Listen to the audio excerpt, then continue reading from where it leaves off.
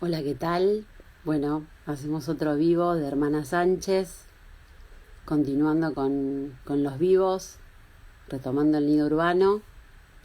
Vamos a esperar a que Fer Guzmán, que es el invitado de hoy, se conecte para invitarlo.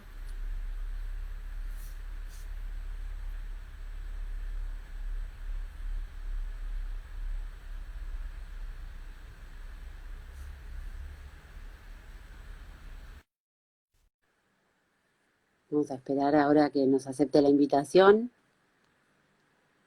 y charlamos. Vamos a dejar el chat abierto por si quieren hacer preguntas. Hola, Fer, Hola, ¿cómo estás, Cecilia? ¿qué tal? ¿Cómo va? Bien, bien, acá estamos. Bueno, Qué bienvenido gusto. al vivo de Hermanas, el segundo vivo que estamos logrando hacer.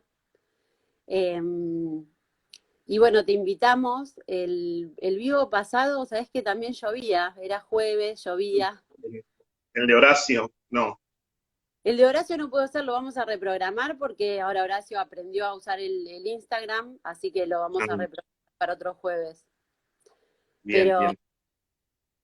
pero bueno, queríamos charlar, se está uniendo gente, tenemos ya 5 amigos que nos están siguiendo. ¿Cómo va? Buenísimo. Bien, bien acá. Bueno, cuando me hicieron la invitación, por un lado, sorprendido gratamente, ¿no? Contento de poder volver a encontrarnos y además porque cuando apareció la fecha de referencia que ustedes dan, ¿no? 5 años ya. Yo te comenté el otro día que automáticamente empecé a pensar que había pasado todos estos 5 años, ¿no? En relación con la lucha por el acceso a una vivienda. Así que apenas me invitaste, me enganché y me pareció que era un espacio muy válido para retomar este tema, ¿no? Sí, 5 años y encima en esta coyuntura, ¿no? De pandemia, del quédate en casa, bueno, Sí, fue, todo se dio como para que repensemos la peli. Primero quería pedirte que te presentes, Fer. dale, dale. Bueno, mi nombre es Fernando Guzmán. Eh, Mi acercamiento al tema de la lucha por la vivienda tiene que ver con un compromiso que asumimos hace varios años, en realidad desde una identidad, una espiritualidad. Nosotros, yo me reconozco cristiano, eh, cristiano como te he comentado a vos, y bueno, también a Vanina, que no estamos desvinculados de las luchas de los pueblos, de los anhelos de los pueblos, y desde ese espacio, bueno, empecé a participar acompañando familias que tenían situaciones, ¿no? De emergencia habitacional en el barrio de Constitución, aquí en la ciudad de Buenos Aires. Así que bueno, yo soy trabajador social, pero bueno, más que como eso me presento eso, sobre todo como una persona que hace parte de un colectivo de cristianos y cristianas que creemos que nuestra fe no puede estar desvinculada de las luchas populares, de las causas de los pueblos, básicamente. Y bueno, con nosotros te conocimos en la plaza, en esa charla, y en Claro. particular esto quedó de la peli. En realidad nos conocimos después, pero quedó tu charla con Juan, que te habían convocado. ¿Qué Sí. fue de esos acompañamientos que estaban haciendo en ese momento? Bueno, en ese momento, digamos, en la ciudad de Buenos Aires, muchos recordarán, había una avanzada muy fuerte de parte del gobierno de la ciudad para ejecutar desalojos, ¿no? Y había desalojos que se ejecutaban, bueno, en la película se muestra, ¿no? Violando las normas básicas del derecho internacional humanitario y también de los derechos humanos. Eh, y bueno, nosotros empezamos a ver que la cantidad de personas en situación de calle en el barrio aumentaba mucho y que esto no era por arte de magia, digamos, ¿no? De mala magia, sino que tenía que ver con este aumento de los desalojos, insisto, ejecutados muchos de forma ilegal y dejando a cantidad de familias en la calle, ¿no? Entonces era una situación que no nos llegaba solo por vía del relato, sino también dejarme usar este término, también por la vista, por el paisaje que iba adquiriendo el barrio, que eran familias que estaban en la vereda, prácticamente o acampando, como se ve en la película de hecho, eh, o bueno, desesperadas yendo a Entre Ríos y Pavón a ver qué respuesta le daba el gobierno de la ciudad ante esa situación de quedar de un día para el otro sin techo. Entonces, bueno, esa era un poco la situación. Nosotros los acompañamientos que empezamos a hacer no fueron solo como iglesia, sino en un colectivo de organizaciones sociales. Nosotros éramos una más. Y bueno, lo nuestro fue, por un lado, visibilizar esta situación que se estaba dando, y por otro lado, acompañar las resistencias a los desalojos. Quizá ese fue el momento más duro para nosotros de aprendizaje, ¿no? Acompañar la resistencia a un desalojo yo creo que te marca para toda la vida, porque es acompañar la desesperación, pero también acompañar el coraje, ¿no? No es todo sombrío en la resistencia a un desalojo. Hay mucha luz también, hay muchos espacios de aprendizaje de esas familias que no estaban dispuestas a quedar en la calle, y que, bueno, nos enseñaban también a nosotros a resistir. Eso para nosotros fue realmente una etapa de muchísimo aprendizaje. Pero muy dura porque las fuerzas de seguridad, que eran las encargadas de ejecutar las órdenes, en este caso judiciales, en ese tiempo tenían una dureza, digamos, bien expuesta, ¿no? Y yo no sé si te acordás, pero fue todo el tiempo en el que funcionaba la UCEP también. Que bueno, yo creo que no se la terminó nunca de desarticular, pero ya no la conocemos con ese nombre. Como son, los gobiernos son muy afectos a los nominalismos, ¿no? Van como cambiando los nombres, los van emprolijando, pero muchas veces las políticas que subyacen a los nombres más prolijos siguen siendo de la misma sordidez, ¿no? De la misma violencia. ¿Qué fue de la UCEP? ¿Cómo se llama ahora? Y tiene distintos nombres, porque de hecho, mirá, me voy a animar a decirlo, no, a nosotros no nos preocupaba solamente la violencia, por decir, policial o de las fuerzas de seguridad, ¿no? La UCEP, si querés, en un sentido metafórico, o sea, una fuerza de choque, tiene también mucha complicidad de la violencia institucional que se da desde otros lugares, ¿no? Nosotros a veces vemos que la política social que despliega el gobierno de la ciudad es de una violencia que, bueno, el cuerpo quizá no la registra igual que la violencia física, pero la existencia de la persona sí, ¿no? O sea, yo me pregunto, ¿qué es más violento para, insisto, en el plano existencial, ¿no? Que te peguen un par de palos en un episodio, insisto, así, por ejemplo, de represión, o que pases 5 años, por tomar un número de referencia que es el de la película, ¿no? Luchando para conseguir algo que es inalcanzable, que parece inalcanzable, y que además sientas que todo el tiempo en la cara te están diciendo los efectores sociales, las políticas, que no vas a tener acceso a un derecho que es constitucional. O sea, hoy la UCEP puede tener otros nombres, las policías ciudadanas muchas veces, digo, actúan en este sentido, o los que se llaman las guardias civiles y todas estas cosas, ¿no? Pero a nosotros nos preocupaba también la violencia que se ejercía contra las personas en este ninguneo, en esta especie de bicicleteo, por decir, respecto de este derecho constitucional. Y no quiero entrar en subjetivismos, pero además de preguntarnos qué pasó con las políticas de vivienda en estos 5 años, yo siento que también nos tenemos que preguntar qué pasa con quienes estamos hace tantos años luchando por esto, con las personas, ¿no? Porque también a las personas les pasan cosas. Cuando estas políticas, por ejemplo, o no avanzan o son regresivas. Las personas también empiezan a tener una relación con sus derechos que si vos no estás permanentemente ejercitando una una pedagogía de los derechos, las personas, los colectivos llegan a veces a entrar en esta tentación de creer que realmente no se va a poder, en el desaliento, en la desesperanza. Entonces, bueno, en eso hay que estar como siempre muy alerta.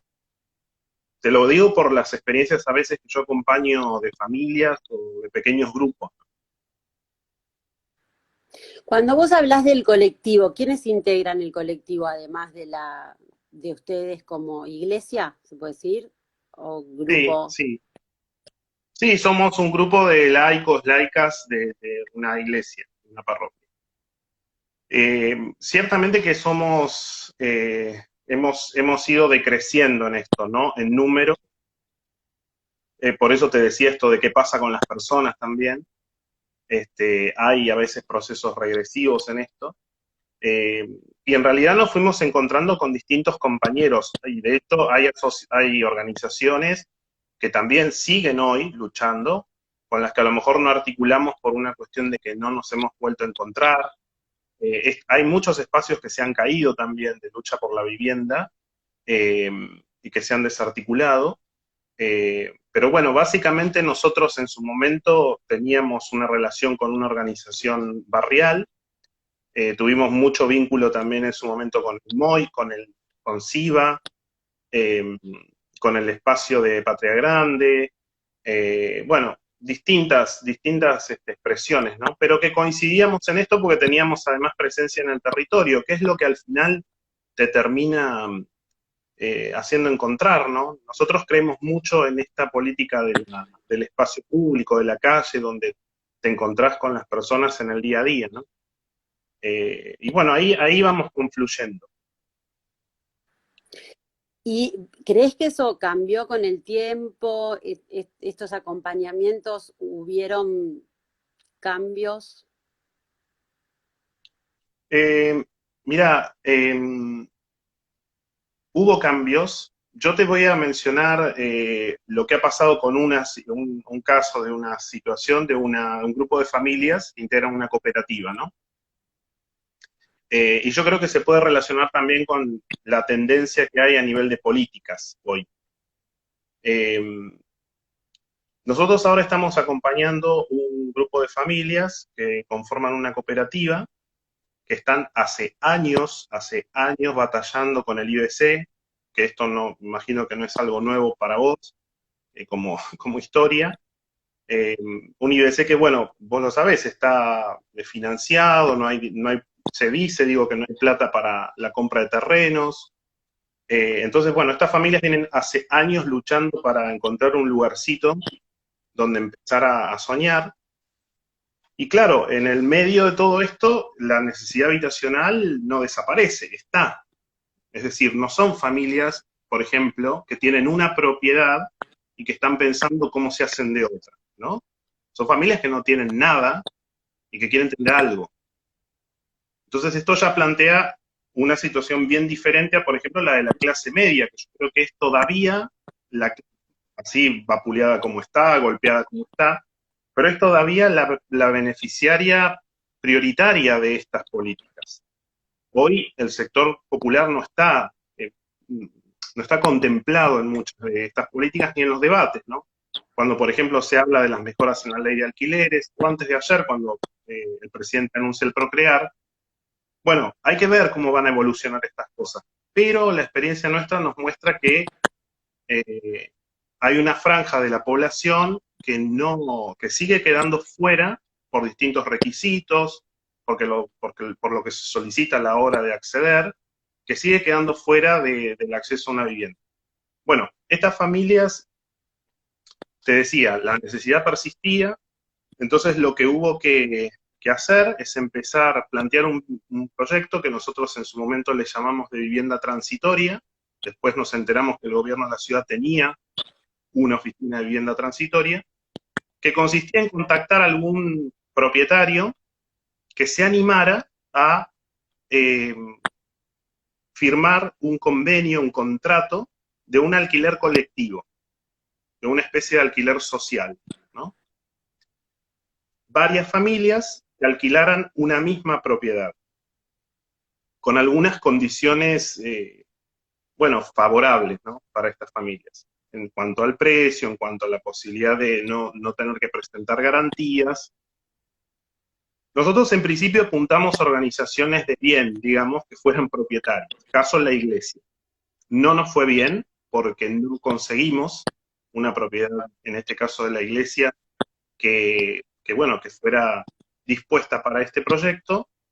Tocamos puertas, hasta que, bueno, terminamos cediendo ante un propietario particular, una persona que tenía una propiedad grande en el barrio de Constitución, y el planteo que nosotros le hicimos es: queremos alquilar a un precio razonable, queremos cuidar el inmueble, pero queremos tener algo que nos garantice que en una noche no tengamos que salir a la calle porque nos hemos quedado sin techo.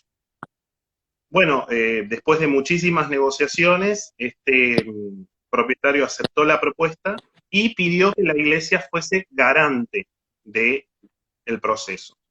La garantía incluía, además de una cuestión económica, incluía acompañarlo sistemáticamente, ¿no? Con reuniones, con asambleas, que el propietario quería luego enterarse de cómo evolucionaba la convivencia y qué sé yo, estas cosas, ¿no? Familias con niños, que es otro tema, ¿no? La evaluación que nosotros hicimos es que, bueno, claramente nosotros dimos un paso para atrás, si vos querés verlo desde el punto de vista de la estrategia, ¿no?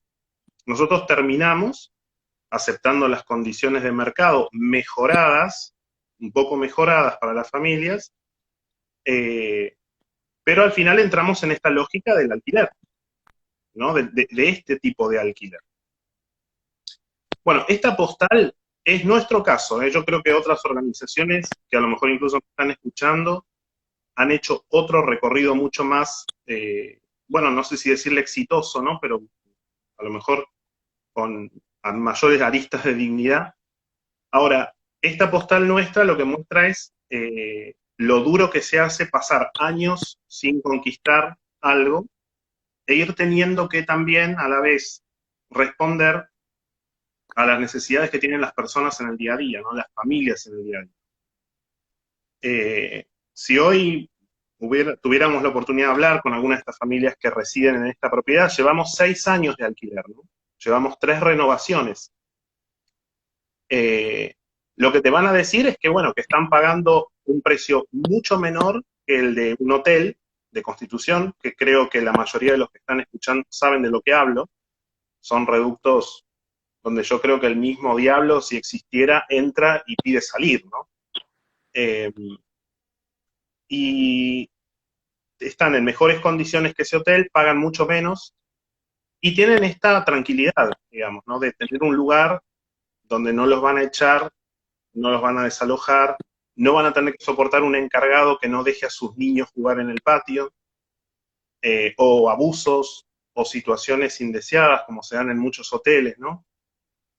O les van a permitir Entonces, ¿no? Que en muchos hoteles no permiten los niños. claro, exactamente. Pero bueno, Cecilia, ya te digo, nosotros no lo presentamos como el modelo de lucha, ¿no? Pero sí lo presentamos como una solución alternativa en este marco de lo que yo creo es, en algunos casos, un retroceso. Yo siento que hay un retroceso de las propuestas de solución habitacional. No hay hoy para esta, insisto, estoy hablando de la clase trabajadora a la que ustedes apuntan apenas empieza la película. Ustedes se hacen esta pregunta, ¿no? ¿Cómo es la vivienda de un trabajador que viaja tantas horas por día, una oficina? Bueno, incluso te digo más, la pandemia a mucha gente parece haberle hecho descubrir recién ahora la enorme cantidad de trabajo informal que hay. Y de trabajo, más que informal, yo diría precario, que pende de un hilo. Y que de hecho pendía de un hilo, ¿no? Pero parece que lo hemos descubierto ahora. Esto, cuando vos lo haces rebotar con políticas de vivienda, es fatal. ¿Qué familia que hoy tiene un trabajo de este tipo, que incluso ahora está cancelado probablemente, puede sostener la cuota de un crédito a las tasas que sabemos que están los créditos, ¿no? Entonces hay, me parece, una población que no está contemplada hoy para poder acceder a una vivienda digna. Retomo unas palabras de la compañera, ahora no recuerdo el nombre, que aparece en el documental, que me parece fundamental acá también asociar al concepto de vivienda digna el concepto de vivienda definitiva. Y para nosotros eso fue muy iluminador, porque nosotros no teníamos esa idea. Y de hecho hoy, si vos te pones a pensar, muchos inquilinos, yo soy inquilino, no podemos decir que tenemos vivienda digna cuando le asociamos el concepto de vivienda definitiva. Porque yo hoy estoy acá, pero no sé qué puede pasar. De hecho, si a mí hoy me dejan de pagar el sueldo porque a mucha gente le ha pasado y le está pasando, yo dejo de poder garantizar mi permanencia en el lugar donde estoy. Entonces, al concepto ese de dignidad, si no se le agrega lo de la cuestión de lo definitivo, de esto que las familias se enuncian como estoy tranquilo porque sé que voy a seguir acá, por más que suene acomodaticio o sedentario, pero una familia con muchos hijos no puede mirar la vida de otro modo que no sea con esa necesidad de tener un poco de tranquilidad, un horizonte, un pequeño futuro, ¿no? Eh, una, una suerte pequeña, como dice la novela. Eh, entonces, bueno, a nosotros nos parece eso, que hay una retracción en el tema de las políticas de vivienda, que durante, bueno, el periodo de Cambiemos, ni hablar, ¿no? Pero ahí, bueno, no quiero seguir, capaz que vos me querés preguntar algo, eh, entonces, bueno, para un poco, porque si no yo me embalo y vamos a seguir. Está perfecto, vos cerrá tu idea, Fer. Es No, saber no, cómo. no, fíjate que la lógica esta que del merecimiento de la que nosotros hablábamos el otro día, que yo la mencioné en aquella oportunidad en el documental, bueno, cuando nos filmaron en ese espacio, en ese seminario, eh, vos fíjate que cuando Macri fue presidente, toda la gestión de Cambiemos, en la agenda de discusión apareció este tema de cómo el gobierno, estos funcionarios, estos CEOs que nos gobernaron 4 años, eh, planteaban la lógica del merecimiento, ¿no? Del esfuerzo. Y resulta que cuando yo escuchaba lo que nosotros planteábamos antes que Macri fuera presidente, no es que nosotros fuimos unos profetas. Lo que pasó es que esa lógica ya funcionaba con ellos como gestores de la ciudad. Lo único que hicieron fue luego nacionalizar ese discurso, cuando fueron gestión presidencial, gestión nacional, digamos, ¿no? Y esto yo creo que hay que seguir combatiéndolo porque no desapareció la idea de que el esfuerzo está relacionado con la conquista de las cosas. Perdón, la conquista de las cosas relacionadas con el esfuerzo.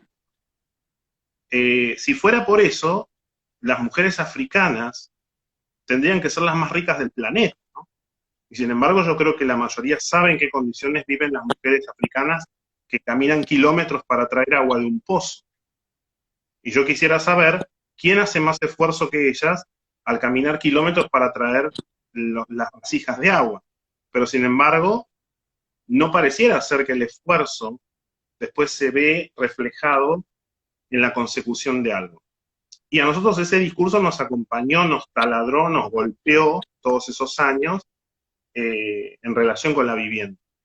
Y eso sí que hay que combatirlo como desde la primera hora, ¿no? En eso no hay que bajar los brazos porque es un discurso que se impone y que se filtra. La meritocracia mal entendida, de acuerdo a qué le llamamos mérito, ¿no? Exacto, sí.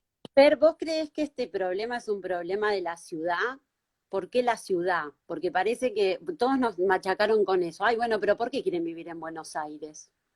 Nos dijeron más de uno. De hecho, en el diario Clarín salió nuestra crítica a la película. Era como que éramos, entonces, ¿por qué no quieren irse de Buenos Aires y ahí hay otras oportunidades y otras, ¿no? Otro territorio. Bueno, habría muchas cosas para decir. Yo creo que en la película, no sé si es Sonia o quién, que habla bueno, de lo que simboliza la ciudad, ¿no? Para una familia, para las personas que están en búsqueda de oportunidades. Por supuesto que si el debate se profundiza, podemos hablar bueno, de qué pasa en América Latina, bueno, y en el mundo con las megalópolis, ¿no? Si vivimos bien realmente, nos podemos preguntar. Ahora, cuando vos te vas de la ciudad, el problema de las familias pobres es el de la tierra. O sea, las cosas no son muy diferentes. ¿Cuál sería la solución? ¿Irse a dónde? Eh, yo creo que lo que pasa es que cuando, por ejemplo, las políticas, las propuestas, de hecho, en las últimas elecciones presidenciales, mmm, yo no escuché demasiadas propuestas respecto del acceso tanto a la vivienda como a la tierra. Y ahí la cuestión se nacionaliza, yo no creo que sea de Buenos Aires solamente. Por supuesto, el acceso a la ciudad es un derecho y yo también devolvería la pregunta, yo preguntaría por qué no, ¿no? ¿Por qué una familia no puede aspirar a vivir en la ciudad? Si, por ejemplo, reconoce que el acceso a algunos servicios básicos es mucho mayor o mucho mejor, a la educación de sus hijos, a la salud, porque bueno, si vos no acompañás con políticas integrales una propuesta de salir de las ciudades, vos estás promoviendo un éxodo a lugares donde las personas no van a tener condiciones dignas para vivir. A lo mejor tienen su casa, pero no tienen dónde atender su salud, no tienen dónde mandar sus hijos a la escuela, no tienen incluso dónde recurrir cuando las economías frágiles como las nuestras los dejan en el vacío. Por ejemplo, cuando una persona acá en la ciudad de Buenos Aires se queda sin trabajo, como ha pasado o está pasando, o ve reducidos sus ingresos drásticamente, vos no podés negar que la cantidad de recursos que tiene esta ciudad, asistenciales o asistencialistas, si querés ser más dura, ¿no? Son mucho mayores que en otros lugares. Y de hecho, la pobreza rural, la pobreza del interior, bueno, no está acompañada de otras cosas que no son solo lo económico, ¿no? Tienen que ver también, hay cuestiones relacionadas con la soledad, hay cuestiones relacionadas con el aislamiento. Entonces, bueno, si vamos a hablar de por qué la ciudad, hay que pensar políticas que sean integrales. No basta con expulsar a la gente de la ciudad para que vaya a vivir como pueda en otros lados. No, es mi Además, visión, digamos. considerando lo que decía un poco considerando lo que decía Warren, para qué está destinada esa tierra, ¿no? Digo, hay como una versión muy romántica de lo que es el campo o a veces Bueno, lo que se considera. sí, por un lado que hay una visión muy romántica y por otro lado hay un desconocimiento de cuáles son las causas, más que desconocimiento, un ocultamiento de cuáles son las causas del movimiento inverso. Porque las personas no vienen a la ciudad solamente porque hay más oportunidades, vienen porque algo pasó en sus territorios también. Y muchas veces lo que pasó en sus territorios tiene que ver, por ejemplo, con políticas extractivas, tiene que ver con el monocultivo. Entonces, es hipócrita después, cuando se te llenan las ciudades, preguntar por qué no van al campo. Y bueno, probablemente no se van al campo o no se van al interior porque vienen de allá expulsados también. Entonces, a lo mejor vos estás viendo una doble expulsión. Eh, yo he visto, por ejemplo, te hablo del caso de Paraguay, eh, he visto en los alrededores de Asunción, eh, bueno, en los bañados y en las periferias de Asunción, la mayoría, por el 95, el 100% de las familias que están allí alojadas en condiciones, si aquí son precarias, allá son 2 o 3 veces más precarias, la mayoría vienen de la zona rural expulsadas por el agronegocio, o por otras situaciones, como te decía, por políticas de tipo extractivista. Entonces es un tema delicado este, ¿no? No es así nomás que, yo no creo que nadie venga a la ciudad porque solo se le antoja. ¿Hay algo en particular que vos ves del barrio Constitución como en relación al resto de la ciudad? Digo, por el intercambio también que hay, ¿no? Por estar tan cerca del tren, esto de ir y venir de gente permanentemente. Hay mucha gente que accede a la ciudad a diario, ¿no? Sí, yo creo que el barrio de Constitución para nosotros es un barrio, muchas veces nosotros decíamos que es poco barrio en cuanto a que no existen muchas familias que tienen asiento hace muchos años. Son la minoría. Es un barrio muy de tránsito en este momento, no supo ser así, pero en este momento la población cambia permanentemente, precisamente por esto, ¿no? Porque es un barrio que ha sufrido una gran depresión económica y quedó en el medio, digamos, entre la política de gentrificación que se da en San Telmo y que no se da en Constitución por una cuestión de que el barrio también tiene un grado de estigmatización muy alto. Es el lugar de la violencia, es el lugar de la prostitución, de las personas en calle, etcétera, ¿no? Entonces, no se ha producido este proceso de gentrificación como en San Telmo, pero sí es un lugar muy propicio para el negociado inmobiliario de segunda, digamos, ¿no? Esto que sabemos que son, por ejemplo, la gestión de los hoteles. Entonces yo creo que Constitución, Once, Flores también, tienen ese condimento particular que es todo este elenco de los llamados anteriormente conventillos, pensiones, hoteles, que configuran el rostro mayoritario de la vivienda ahí. La mayoría de las familias viven en estos conglomerados, que de hecho hay una compañera ahí en Constitución que, claro, una vez nos decía que las personas que viven en estos hoteles en Constitución viven peor que en las villas, según su mirada, ¿no? Y es para pensarlo, porque ella decía, en las villas al menos vos tenés un acceso a algo abierto, ¿no? Salís a tu pasillo, te encontrás con otra familia, incluso a partir de algo perversas urbanizaciones que se han querido hacer, la gente tiene acceso a algunos espacios públicos, incluso dentro de algunas villas. En los hoteles de Constitución, la realidad es que los niños, por ejemplo, no tienen acceso a ningún espacio de expansión, de recreación, de vínculo de su cuerpo con algo que no sea la humedad y la pequeñez de sus pies, ¿no? A la calle no pueden salir porque los padres tienen miedo, en la pieza, en el sector, digamos, común del hotel no pueden permanecer porque el encargado les llama la atención, entonces quedan recluidos en sus habitaciones, ¿no? Y esta compañera a veces decía que eran como pequeños presitos, ¿no? Haciendo alusión a los presos, como que estaban ahí, encerrados. Y ahí Sonia Sánchez, en el documental, dice algo interesante, que es esta condición de que las personas que están en calle parecen encerradas a la intemperie, encerradas en el afuera, ¿no? Lo retoma de una frase que ustedes la colocan ahí en el documental, creo que es de Moffat, ¿no?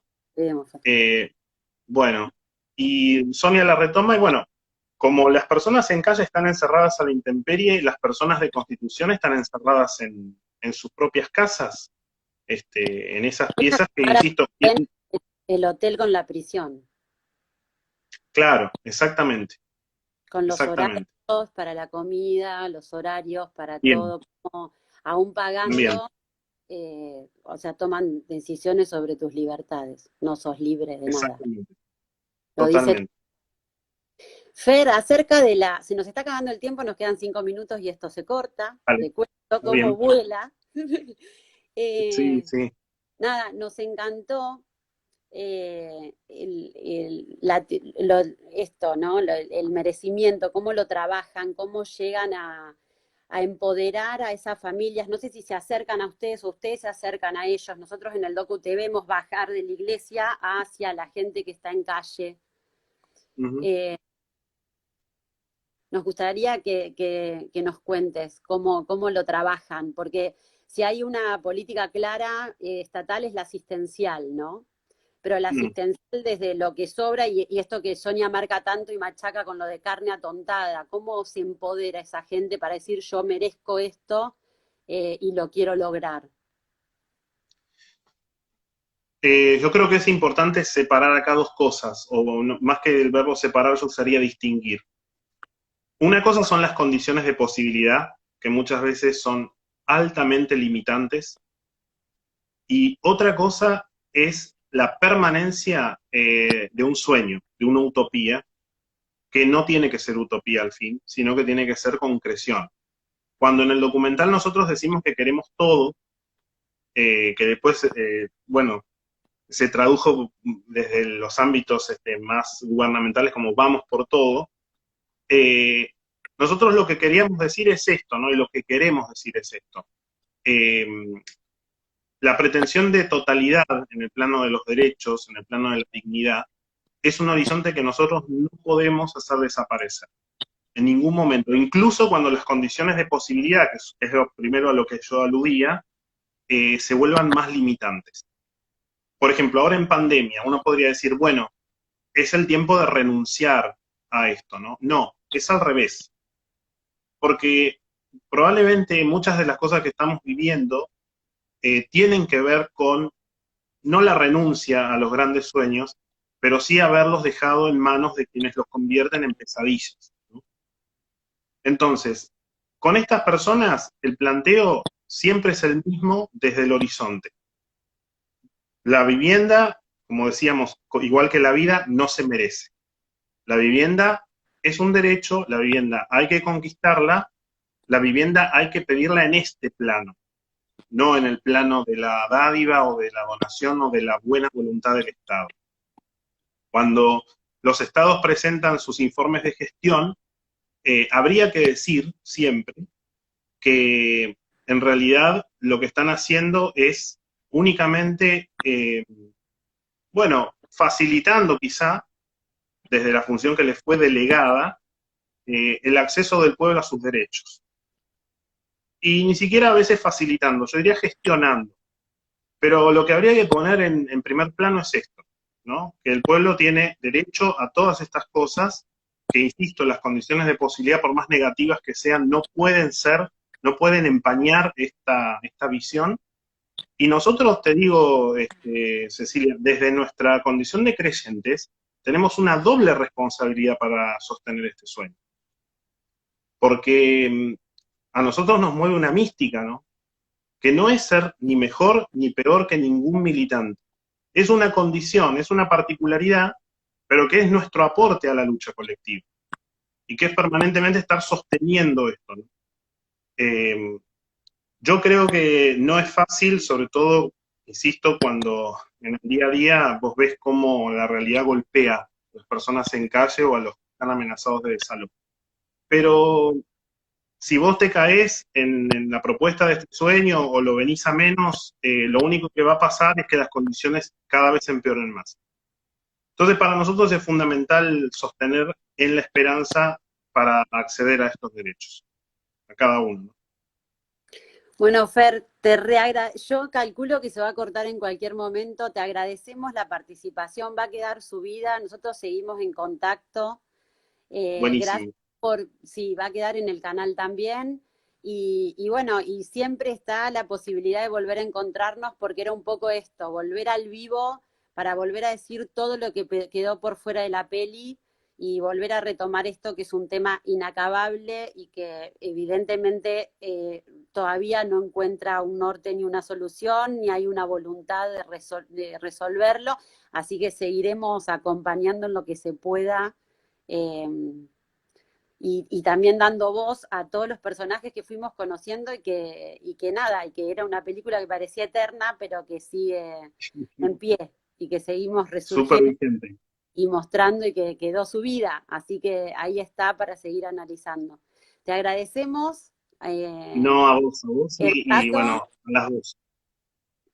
Gracias, gracias Fer, y bueno, queda subido y quedamos en contacto para una próxima. Un abrazo grande, que estén bien. Y saludos a todos los que estuvieron por ahí. Y bueno, muchas gracias por haber Saludos, acompañado. saludos desde Bariloche, dice Cara Oseca. Ah, qué Yo te lindo, voy contando mientras, creo que qué en lindo, cualquier mirá. momento se corta porque son 40 minutos. Sí, Sabri, tranquila. en relación a la vivienda, en el gobierno de Macri hubieron varios desalojos también. Sí, sí, en ciudad sobre todo, ¿no? Y violentos, eso era también la... Sí, tal Grosso Fer, cual.